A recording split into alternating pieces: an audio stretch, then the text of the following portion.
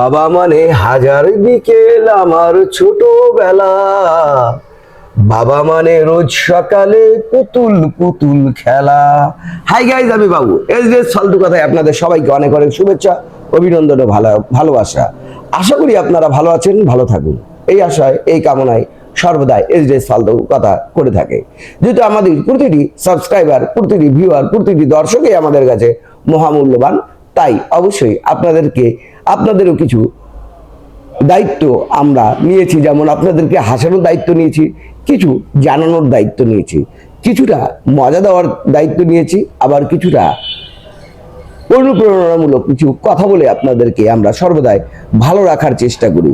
তো আজকে ভালো রাখার চেষ্টার মধ্যেই যে গানটি গিয়েছে, এই গানের সাথে কিছু যে গল্পটি বলতে যাচ্ছি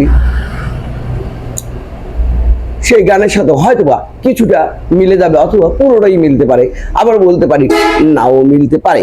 একটি ছেলে, সে চমৎকার, বাবা মার প্রতি খুব শ্রদ্ধাশীল, খুব ভালোবাসা ছিল। যাই হোক, সে এক সময় অনেক ধনী হয়ে গেল। ধনী হওয়ার পর তার বাবাকে যায় বলে যে বাবা, আমি তোমার ঋণ শোধ করে দেবো, তোমার যা ঋণ আছে তা আমি শোধ করে দেবো, তোমার কোনো ঋণেই আমি রাখবো না। তাও বাবা বললো তাই নাকি? বলে হ্যাঁ। তা বাবা বললো না, কখনোই সম্ভব না বাবা, তুমি আমার কোনো ঋণই শোধ করতে পারবে না। ছেলেটি বললো না বাবা, তোমার আমি ঋণ আজকে শোধ করে যাব, আমার কাছে এতই সম্পদ আছে, এতই অর্থশালী আমি, যে তোমার ঋণ শোধ করা আমার পক্ষে কোনো অসম্ভবের নয়। তো বাবা বললো ওকে ঠিক আছে, তুমি আজকে আমার সাথে রাত্রে থাকো। ওয়েলকাম, থাকলো সে রাত্রে বাবার সাথে। এখন বাবা কিছুক্ষণ পর বললো বাবা এক গ্লাস পানি নিয়ে এসো তো, আমার খুব তৃষ্ণা পেয়েছে। সে বাবা নিয়ে আসলো, ওই ছেলেটি নিয়ে আসলো পানি। তো বাবা অর্ধেক পানি খেয়ে অর্ধেক পানি তার ছেলের পিঠের মধ্যে ঢেলে দিলেন। আবার কিছুক্ষণ পর বাবা আবার বললেন বাবা আমার খুব জোরে তৃষ্ণা পেয়েছে, তুমি আমাকে এক গ্লাস পানি এনে দাও। সে ছেলে আবার গেল, যাওয়ার পর বললো নিয়ে আসলো বাবা এই নাও পানি। সে বাবা আবার পানি খেয়ে যেখানে ছেলেটি ঘুমিয়ে থাকতো সেখানে অর্ধেক পানি খেয়ে অর্ধেক পানি ফেলে রেখেছে, বিছনাটি ভিজিয়ে দিয়েছে। আবার কিছুক্ষণ পর বাবা আবার বললো বাবা আমার খুব তৃষ্ণা পেয়েছে, তুমি আমাকে এক গ্লাস পানি খাওয়াও না।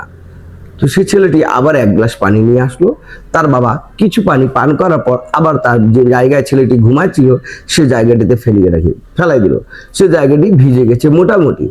এখন চতুর্থবার যখন বাবা বলল যে বাবা আমাকে এক গ্লাস পানি এনে দাও, তখন সে ছেলেটি ক্ষিপ্ত হয়ে গেল।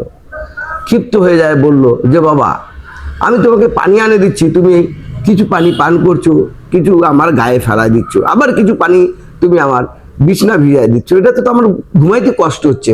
কই বাবা তুমি না আমার ঋণ শোধ করতে চাচ্ছ, তুমি তো আমার ঋণ শোধ করতে চাচ্ছ, তো এখনই কেন এত অধৈর্য হয়ে যাচ্ছ?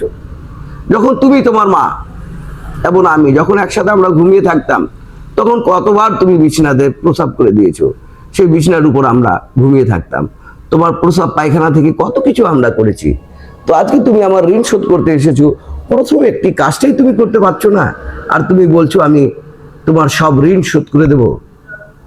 ছেলেটি তখন তার নিজের ভুল বুঝতে পারলো এবং বাবার হাত ধরে ক্ষমা চেয়ে এবং বললো যে না বাবা, আসলে মা বাবার ঋণ কখনো শোধ করা যায় না। যেমন মায়ের পায়ের নিচে সন্তানের বেহেশত, ঠিক বাবাই হচ্ছে জান্নাতের দরজা। তাই দুজনকে যদি আপনি ভালোবাসতে পারুন বা ভালো রাখতে পারুন, তবে হয়তোবা আপনার জীবন সফলতার মুখ দেখতে পারবে, নয়তোবা কখনো সফলতা আপনি দেখতে পারবেন না।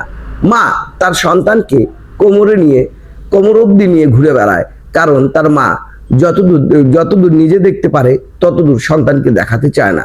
কিন্তু বাবা সবসময় তার সন্তানকে ঘাড়ে অথবা পিঠে নিয়ে ঘুরে বেড়ায়। তার কারণ একটি, তার বাবার কথা হচ্ছে যে আমি যা দেখতে পাচ্ছি না আমার সন্তান যাতে সেটা দেখতে পারে, এবং আমি যা করতে পারি নাই আমার সন্তান তাই করতে পারে। এই কারণে বাবা সবসময় নিজের সন্তানকে সবসময় উপরের দিকেই রাখে। তাই প্রতিটি আমরা যারা আমাদের মা বাবা জীবিত আছেন এবং যাদের মা বাবা বেঁচে নেই, তাদের প্রতি সবার প্রতি আমার একটি অনুরোধ থাকলো, আপনারা আপনাদের মা বাবার প্রতি যত্নশীল হন, ভালোবাসুন, এবং বাবা মা যতই কষ্ট হোক না কেন, একটি কথা যদি বারবার বলতে লাগে বাবাকে, বৃদ্ধ হয়ে গেছে আপনাকে বলতেই লাগবে, বাবা বারবার বকাবকি করলে আপনাকে শুনতে হবে, মা যতবার চিল্লাক না কেন আপনি চুপচাপ থাকবেন। আমরা অনেক সময় দেখি পীর বাবার দরবারে অথবা নানান ধরনের দরবারে একবারে হাত জোর করে একবারে দাঁড়িয়ে থাকি, রিকোয়েস্টফুল টু স্ট্রেট ডেট যেটাকে বলি সাধারণত, একবারে ভদ্রতার সহিত, কিন্তু নিজের মা বাবার কাছে কখনো আমরা মাথা নিচু করে দাঁড়াই না। যার থেকে জন্ম আমাদের, যার থেকে পৃথিবীর আলো দেখা যায় আমাদের, তাদের প্রতি আমাদের কোনো বিনম্র শ্রদ্ধা তো দূরের কথা, কোনো ধরনের শ্রদ্ধা ভরে তাদেরকে স্মরণও করি না, ভালোভাবে তাদের দিকেও তাকাই না। 2টি মিনিট 5টি মিনিট আপনি আপনার মা বাবার সাথে সময় অতিবাহিত করুন, দেখবেন খুব ভালো লাগছে আপনাকে, ভালো লাগছে তাদেরকে। হয়তোবা এটিতে তার পরিপূর্ণ হয়ে তার মুখ থেকে দোয়া বের হয়ে যেতে পারে। যেমন পবিত্র কাবা শরীফের যে ইমাম, সে বলে তার মা তাকে অভিশাপ দিয়েছিল, সে অভিশাপটি ছিল ঠিক এরকম যে, হে আল্লাহ, তুমি আমার সন্তানকে তুমি পবিত্র কাবা শরীফের ইমাম বানিয়ে দাও।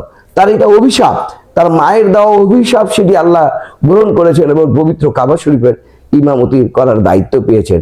সেরকম আমাদেরও মা বাবা যারা জীবিত আছেন, তাদের কাছে আমরা অবশ্যই কিছু সময় ব্যয় করি এবং তাদের সাথে কথা বলার চেষ্টা করি, সুখ দুঃখ ভাগাভাগি করার চেষ্টা করি এবং তাদের প্রতি সদয় আমাদের যেরকম আমরা ছোটকালে যে ভালোবাসাটা পেয়েছি, সেই ভালোবাসার কিছু অংশ হলেও দেওয়ার চেষ্টা করি। তো হয়তোবা তখনই আমরা সফল পাবো বা সফল কাম হব। নয়তোবা আমরা আমাদের মা বাবার ছবি দেখে শুধুমাত্র কিছু চোখের পানি ফেলে বলবো, আমাদের মা আমাদের মাঝে নেই, আমাদের বাবা আমাদের মাঝে নেই। যখন জীবিত ছিল কোনো খোঁজে নেন নাই, কোনো খবরে নেন নাই। বিশাল বড় গরু আয়োজন করবেন, 30 দিন বা 40 দিন পর বিশাল বড় গরু, সবচেয়ে বড় গরু জবাই করে বিশাল একটি আয়োজন করে মানুষকে ভোজ করাবেন। এটাতে কোনো সার্থকতা নেই ভাই। জীবিত আছে মা, আপনি মার 2 মিনিট পা টিপে দেখুন কত আনন্দ পায়। বাবার পা টিপে দেখুন, সে অসুস্থ, তার খবর নেই, তার শরীর থেকে যদি দুর্গন্ধ বের হয় শরীর থেকে, তারপরও আপনি উফ পর্যন্ত শব্দ করতে পারবেন না, কারণ এর থেকেও বেশি দুর্গন্ধ ছিল আপনার শরীর। যখন আমার শরীর, যখন আমরা ছোট ছিলাম, পায়খানা শরীরের মধ্যে লাগিয়ে আছে, তারপরও মা বাবা কখনো সেই বিশ্লেষণ না করে কোলে নিয়েছেন।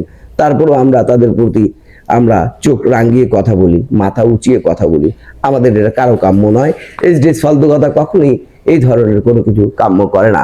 আপনাদের সবার প্রতি অনুরোধ থাকলো, যাদের মা বাবা জীবিত আছেন তাদেরকে আপনারা দেখে শুনে রাখেন, এবং যাদের মা বাবা চলে গেছেন তাদের মাগফিরাতের জন্য অবশ্যই আল্লাহর দরবারে দোয়া করুন, যাতে আল্লাহ তাদেরকে বেহেশতের সুন্দর একটি জায়গায় রাখতে পারে এবং জান্নাতুল ফেরদৌস দান করতে করে। আজ এই পর্যন্ত আমি বাবু, আবারও হয়তো বা নতুন কোনো গল্প, নতুন কোনো অনুষ্ঠান, নতুন করে নতুন আঙ্গিকে আমরা যদি আবারও কোনো কিছুতে উপস্থাপক হতে পারি বা উপস্থাপনা করতে পারি, এবং এটাতে যদি বিন্দু মাত্র আপনাদের অন্তরে যদি জায়গায় আমাদের স্থান পায়, তবে হয়তোবা আমরা এইচডিএস ফালতু কথা সার্থকতা পাবো। নয়তোবা আমি বাবু বকবক করেই যাব, আর আমাদের অনুষ্ঠান যে হারে চলছে সেভাবেই চলবে। অবশ্যই ভালো জিনিসকে আপনারা শেয়ার করার চেষ্টা করুন, ভালো জিনিসকে লাইক করার চেষ্টা করুন, ভালো জিনিসকে সাবস্ক্রাইব করার চেষ্টা করুন, ভালো জিনিসকে ফলো করুন। যেটি ভালো না সেটি খারাপ। আমি মারা যাব, আমার অনুষ্ঠান থেকে যাবে। যদি আমার অনুষ্ঠান যদি ভালো হয়, অবশ্যই আমরা মারা যাওয়ার পরও আমাদের অনুষ্ঠান চলবে। আজ এই পর্যন্ত, ততক্ষণ পর্যন্ত ভালো থাকুন, সুস্থ থাকুন এবং নিজের প্রতি সাবধানতা অবলম্বন করুন। এই পর্যন্ত আমি বাবু, আল্লাহ হাফেজ।